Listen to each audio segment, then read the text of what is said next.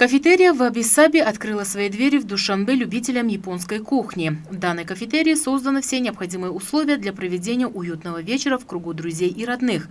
Опытные и квалифицированные повара смогут удивить всех посетителей своими неповторимыми блюдами из морепродуктов, различными видами салатов и пикантными десертами. По словам ответственных лиц, данная кафетерия была инициирована при содействии с обществом с ограниченной ответственностью «Выставка шоколада» и общество с ограниченной ответственностью галерея «Алекс» Российской Федерации.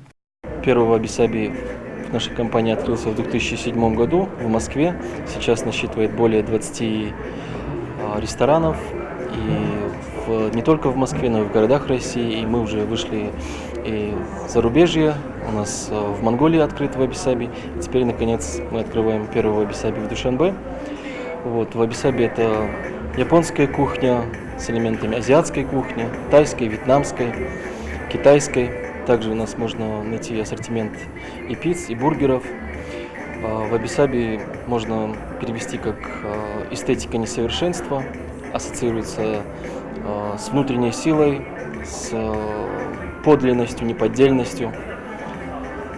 И сегодня для нас очень важный день. У нас первый Ваби-Саби в Душанбе.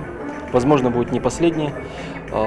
Цель нашего открытия – предложить нашим гостям настоящую, качественную японскую кухню. Открытие данной кафетерии позволило обеспечить постоянными рабочими местами порядка 40 человек. Нужно отметить, что Ваби-Саби – это сеть японских кафе, дарящих простую радость вкусных японских блюд. Кроме японской кухни, опытные повара смогут удивить любителей и гурманов различными видами блюд азиатской кухни.